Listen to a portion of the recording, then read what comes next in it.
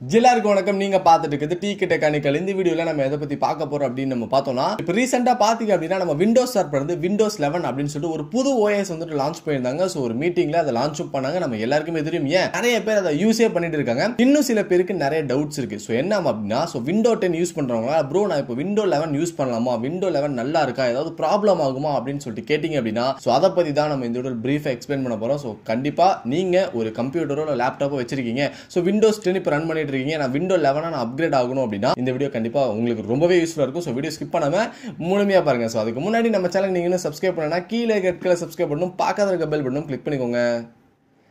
இப்போ வீடியோக்குள்ள போலாம்.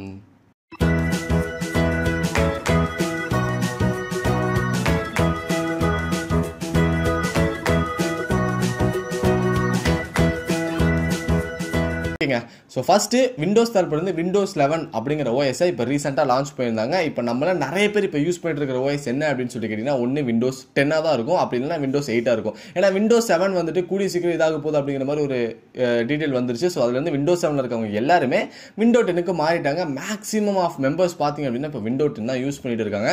ஸோ விண்டோ 11ஓட இன்டர்ஃபேஸ் எப்படி இருக்குது அப்படின்னு சொல்லிட்டு கேட்டிங்கன்னா ரொம்பவே சிம்பிள் தான். ஸோ சில சேஞ்சஸ் தான் பண்ணியிருக்காங்க அப்படின்னு சொல்லணும். ஸோ ஸ்டார்ட் மெனு விண்டோ 10 நமக்கு லெஃப்ட் சைடில் இருக்கும், பட் இந்த டைம் விண்டோ 11 பார்த்தீங்கன்னா சென்டர்ல கொண்டு வந்திருக்காங்க.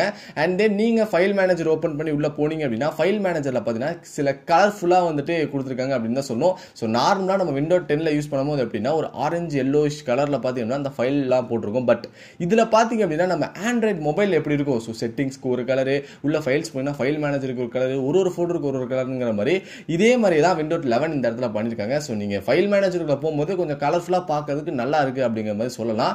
ஸோ அண்ட் தென் இப்போ விண்டோ 10க்கு பதிலாக நான் விண்டோ 11 யூஸ் பண்ணுறது வர்த்தா ப்ரோ, எந்த ஒரு ப்ராப்ளமும் இருக்காதா அப்படின்னு சொல்லிட்டு கேட்டிங்கன்னா, ஸோ அது ஒரு கேள்விக்குறி தான். ஸோ நீங்கள் ஒரு நல்ல பிசி ஸ்பெக்ஸ் வச்சிருக்கீங்க, அதுக்கப்புறம் பார்த்தீங்க அப்படின்னா நீங்கள் ஒரு எடிட்டிங் கற்றுக்கிட்டு இருக்கிறவா இருக்கலாம், இல்லை ஒரு கேமராக இருக்கலாம், இல்லை அப்படின்னா வந்துட்டு ஏதாவது சாஃப்ட்வேர் யூஸ் பண்ணுறவராக இருக்கலாம். ஸோ அந்த மாதிரி இருக்கவங்களுக்கு விண்டோ 11 யூஸ் ஆகுமா அப்படின்னு சொல்லிட்டு கேட்டிங்கன்னா ஒரு கேள்விக்குறி. காரணம் ஏன் அப்படின்னா விண்டோ 11 பார்த்தீங்கன்னா இப்போ தான் லான்ச் பண்ணியிருக்காங்க. ஸோ எல்லா சாஃப்ட்வேர்ஸும் பார்த்தீங்கன்னா விண்டோ 11க்கு இன்னும் கரெக்டாக ஆப்டிமைஸும் அப்டேட்ஸும் வரல அப்படிங்கிறதா உண்மை.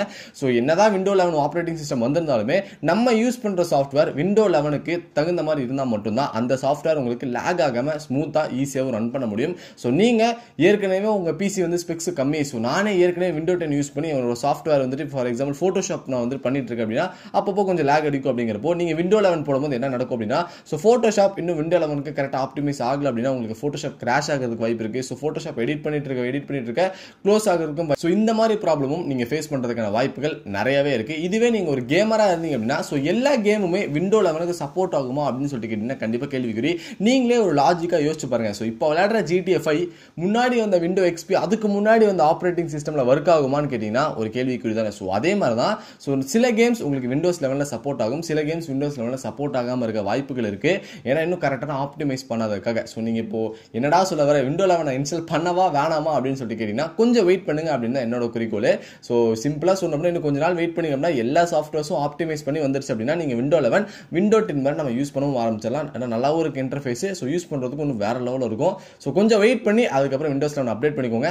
ஸோ உங்களுக்கு விண்டோஸ் 11 OS எப்படி போடுறது அப்படிங்கிற வீடியோ வேணும் அப்படின்னா மறக்காம கமெண்ட் பண்ணுங்க. ஸோ நெக்ஸ்ட் வீடியோ கண்டிப்பா நான் அதை பத்தி போடுறேன். ஸோ விண்டோஸ் 11 OS நம்மளோட சிஸ்டம்ல எப்படி போடுறது, நம்ம எப்படி யூஸ் பண்றது, ஸோ அதுக்கப்புறம் இந்த கேம்ஸ் சாஃப்ட்வேர்ஸ் இதெல்லாம் விண்டோஸ் 11 எப்படி ரன் ஆகுது அப்படிங்கிற மாதிரி வீடியோ வேணும்னா கமெண்ட் பண்ணுங்க. ஸோ கண்டிப்பாக ஃபியூச்சரில் அதுக்கான வீடியோ மேபி நெக்ஸ்ட் வீடியோவா அதுவாக கூட இருக்கலாம். ஸோ நீங்கள் கமெண்ட் பண்ணுறத பொறுத்து தான். ஸோ பார்க்கலாம் எத்தனை பேர் கமெண்ட் பண்ணுறீங்க அப்படின்னு சொல்லிட்டு. அண்ட் தென் இந்த வீடியோ கண்டிப்பாக உங்களுக்கு யூஸ்ஃபுல்லாக இருந்துச்சு அப்படின்னா மறக்காம லைக் பண்ணிக்கோங்க. இந்த வீடியோ உங்களுக்கு எந்த விதத்தில் பிடிச்சது, எந்த விதத்தில் வந்துட்டு இருந்துச்சு அப்படிங்கிறதையும் மறக்காம கமெண்ட் செக்ஷனில் கமெண்ட் பண்ணுங்க.